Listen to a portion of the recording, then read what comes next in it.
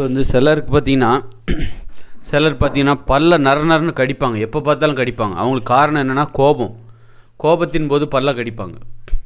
அந்த கடிக்கிற பழக்கம் இருக்குல்ல, அது என்ன ஆகும் அப்படின்னா அடிக்கடி, அதாவது அவங்களுக்கு எதை பார்த்தாலும் கோபமாக இருக்கும். அவங்க அப்படி இருக்கும்போது என்ன ஆகும்னா பல்ல கடிக்கும்போது அந்த பற்களோட வேர்கள் பாதிக்கப்பட்டுக்கிட்டே இருக்கும், வலிச்சுக்கிட்டே இருக்கும். அதனால தான் பற்கள் விழுகிறதுக்கு காரணம் என்னென்னா, நிறைய பேருக்கு பல்லெல்லாம் விழுந்துடும். நல்லா பல் விளக்குவாங்க, சுத்தமாக இருப்பாங்க, ஊட்டச்சத்து நிறைந்த உணவுகளை சாப்பிடுவாங்க, நல்ல உணவுகளை தான் சாப்பிடுவாங்க. அப்போ ஏன் நமக்கு பல் விழுந்துருச்சு அப்படின்னு எந்த கெட்ட பழக்கமும் கிடையாது. எப்படி ஏன் நமக்கு பல் விழுந்துச்சுன்னு சொல்லிட்டு அவங்க காரணம் என்னென்னா, இந்த கோபம் அளவுக்கு அதிகமாக ஆகும்போது இந்த மாதிரி பிரச்சனை வந்துடும். எப்போல்லாம் அவங்களுக்கு எண்ணங்களில் கோபம் வருதோ அப்போல்லாம் பல்ல கடிப்பாங்க. தூங்கும் போதும் பல்ல கடிச்சிக்கிட்டே இருப்பாங்க. பல்ல கடிக்கிற பழக்கம் இருக்கலாம், நரன்னு பல்ல கடிப்பாங்க. தூங்கும்போது பார்த்தீங்கன்னா எலி சத்தம் போடுற மாதிரி இந்த ஒரு படத்தில் வடிவேலு வந்து பல்ல கடிப்பார்ல, அப்படி நரன்னு, அது மாதிரி தூக்கத்தில் நரன்னு சத்தம் கேட்கும்.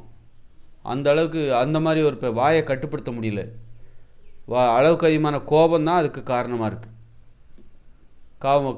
அதனால் இதனால் என்ன ஆகுது அப்படின்னா, அந்த எப்பெல்லாம் பல்ல கடிக்கிறீங்களோ அப்போல்லாம் வந்து ஒரு அழுத்தம் வந்து கண்களுக்கு போகுது, கண்கள் மூளைக்கு போகுது, தலைவலி வரும், அடிக்கடி தலைவலி வரும். பற்களோட வேர் அடிக்கடி கடிக்கும்போது என்ன ஆகுது, பற்களோட வேர் பலவீனப்பட்டுரும், சீக்கிரமாக பல் விழுந்துடும்.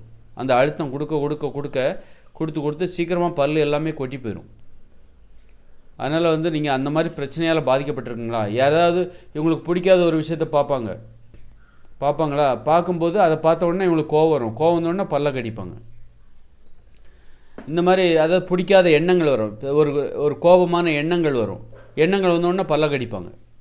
வெளியில் பார்க்கணுங்கிற அவசியம் இல்லை, யாருமே இல்லை, எந்த விஷயமுமே இல்லை. ஆனால் இவங்க மனசுக்குள்ளே ஒரு எண்ணம் வருதில்ல, பிடிக்காத யாரோ ஒருத்தர், பிடிக்காத ஒரு நினைவுகள், பிடிக்காத எண்ணங்கள் வந்த உடனே இவங்களுக்கு கோபம் வருமா? அந்த கோபம் வந்தோடனே இவங்க பல்ல கடிப்பாங்க.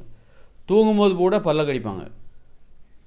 அப்போ தூங்கும்போது பல்ல கடிக்கிறது எப்படி நிப்பாட்டுறது அப்படின்னா, விழித்து இருக்கும்போது நம்ம வந்து பல்ல கடிக்காமல் இருந்துட்டோன்னு வச்சுக்கோங்க, தூங்கும்போது நம்ம கடிக்க மாட்டோம். நம்ம தூக்கத்தில் நமக்கு எப்படி கண்ட்ரோல் பண்ணுறது? தூக்கத்தில் போய் நம்மளை கண்ட்ரோல் பண்ண முடியாது ஏன்னா நம்ம அப்போ தூங்கிட்டு இருக்கிறோம். அப்போ நீங்கள் விழித்து இருக்கும்போது சரியாக இருந்துட்டிங்கன்னா தூங்கும்போது உங்களுக்கு அந்த கண்ட்ரோல் வந்துடும். விழித்திருக்கும்போது நீங்கள் விழிச்சிருக்கும்போது என்ன பண்ணுறீங்களோ அதுதான் தூக்கத்துலேயும் தொடரும்.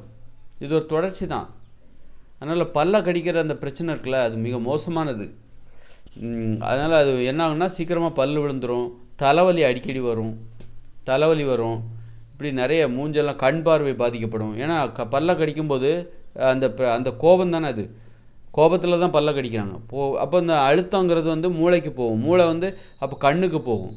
கண் எப்போவுமே கோபமாகவே பார்ப்பாங்க, எதை பார்த்தாலும் கோபமாகவே பார்ப்பாங்க, எரிச்சலாக பார்ப்பாங்க, வெறுப்பாக பார்ப்பாங்க. அப்போ கண் பார்வை பாதிக்கப்படும், கண் பார்வை எல்லாமே பாதிக்கப்படும், உடம்பே பாதிக்கப்படும். இப்போ தலையில் வந்து அந்த அழுத்தம் போகுது, பல்ல கடிக்கும்போது ஒரு கோபத்தில் பல்ல கடிக்கிறாங்க. அப்போ மூளையில் அந்த அழுத்தம் போகுது, மூளையோட கட்டுப்பாட்டில் தான் இந்த உடம்பு இருக்குது.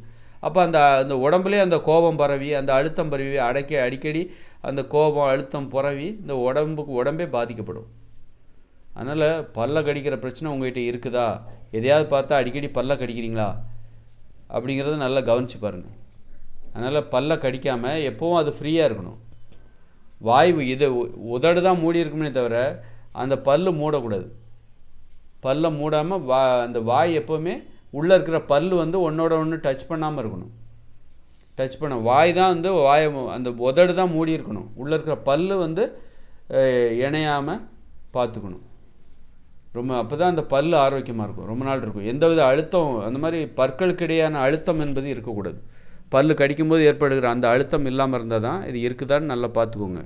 எனக்கெல்லாம் அந்த பிரச்சனை இருந்தது, பல்ல கடிக்கிற பிரச்சனைலாம் இருந்தது. என்னுடைய அனுபவத்தில் தான் சொல்கிறேன் நான்.